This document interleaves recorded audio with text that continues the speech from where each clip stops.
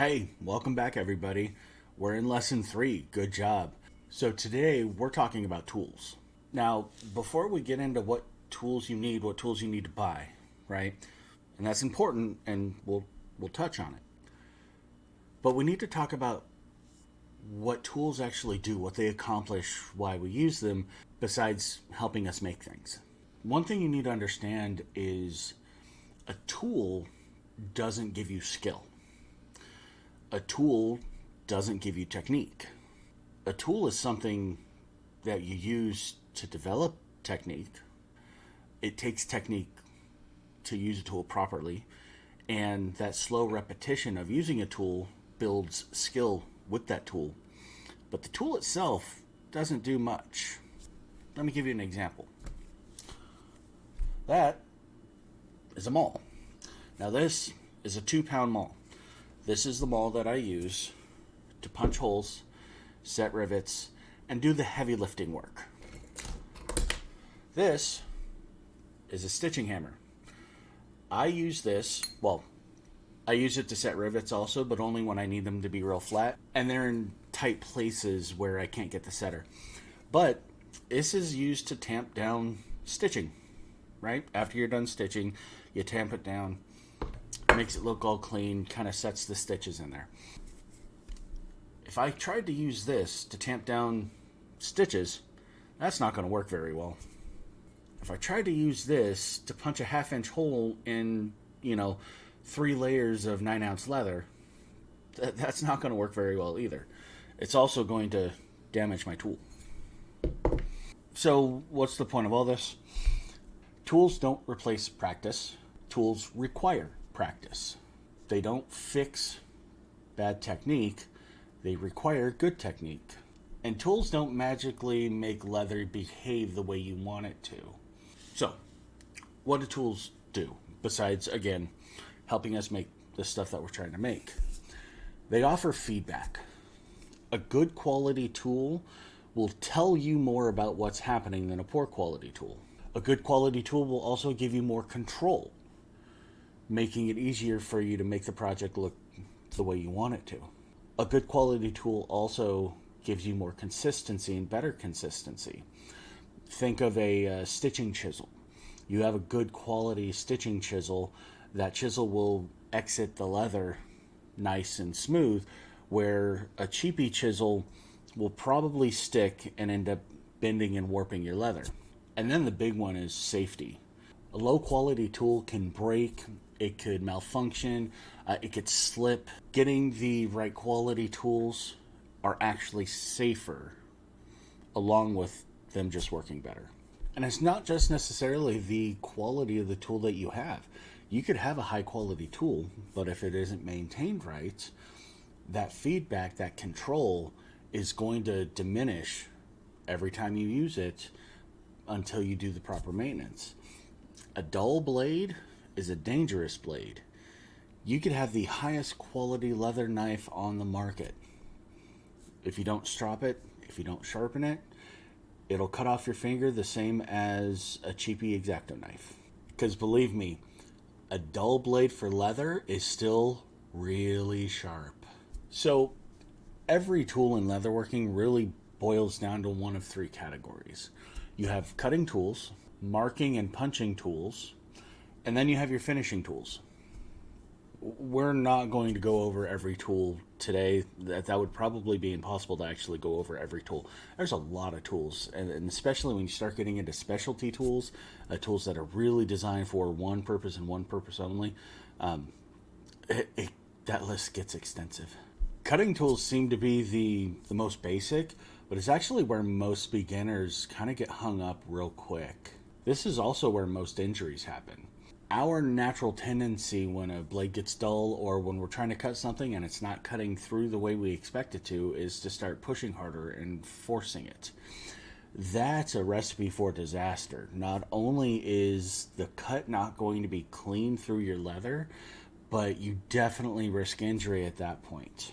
Remember, a sharp blade is a safe blade. It sounds backwards, but you have more control, so you have less opportunity for it to slip and you end up cutting yourself. I can see how it might sound like I'm trying to tell you that you have to spend all this crazy money on the most expensive tools because they're going to give you more control and be better for you. And that's really not the case. Just because a tool is expensive doesn't mean that it's going to be the tool that you need. There are plenty of mid-range tools that are super high quality that will get you by just as much as the super expensive top of the line name brand tools. The point that I'm trying to make is while the expensive tools isn't going to magically give you skill and make you a master leather worker, poor quality tools will absolutely slow down your process. Now, like a lot of leather workers, I started off with that $75 kit from Amazon. And within about 3 months, I already went through and replaced most of it because they just weren't doing what I saw the tools doing on YouTube. I ended up spending way more money trying to figure out what tools I needed and what tools were the better quality than I really needed to. I have drawers full of tools that I've tried and ended up discarding and had to go buy another one. And that's because I went by least expensive first and then get the next expensive one and the next expensive one, right? And I've actually found that with regard to leatherworking tools, you really have to get into that middle of the road before you start getting tools that are really going to respond the way you need them to. I highly recommend just skipping over the cheap tools, skipping over the least expensive type on a website or in a store, and get yourself into that mid-range, and you're going to end up saving yourself a lot of money. More importantly, you're going to be saving yourself a lot of time. Starting in the next lesson, we're actually going to be touching leather. I know you had to get through 3 of these with just listening to me talk. It really is on purpose. I know it's not the dazzling dopamine hit that a lot of us ADHDers need, but all of this information is vitally important before you actually start touching leather. It's going to end up saving you a lot of time. It's going to save you money, and it's going to make sure that the practice that you do, the things that you do from here on out, actually go towards making you better, and it's not just a bunch of random mistakes that you kind of have to randomly figure out what they're supposed to be telling you. Because that's the thing. A mistake isn't bad. A mistake is feedback. A mistake is a learning opportunity. Now, when you start a project immediately, you don't know where the mistake's coming from. You don't know what step in the process the mistake was had. So you end up having to redo the whole thing over again. That's a lot of material that's wasted. That's a lot of time that's wasted. Moving forward, we're going to be practicing individual techniques. And we're going to be practicing those individual techniques until the frequency of the mistakes that everybody makes starts going down. Because when you're only testing one technique, when you're only practicing one technique, if there's a mistake, you know where the mistake came from. It came from that technique. So we adjust and we practice again, right? Just remember, you haven't failed at anything until you quit. So we're not going to quit, right? That's right. Every experienced leather worker has a box, a bag, a shelf, a bin under their workbench full of scraps, full of projects that didn't work, full of mistakes. And something that I need to let you know is those mistakes, they're not a waste. That's tuition. Right? That's the price that we all have to pay to get good at this craft. My goal through this whole course, through Learn Leather Now, is to make sure that your scrap pile isn't nearly as big as mine was.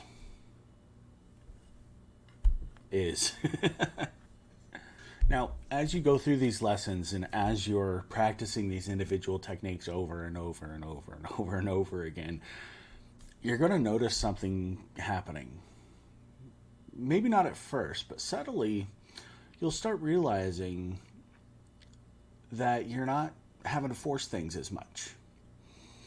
You're responding to resistance instead of second guessing yourself.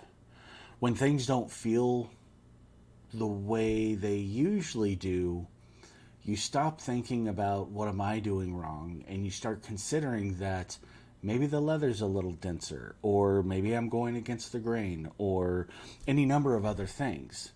That's not talent, right? And yeah, sure, there may be some of you that grab onto this faster than others due to some kind of innate talent. But I could tell you right now that hard work will surpass talent every day of the week. Every day of the week. With this practice, with this repetition, things get easier.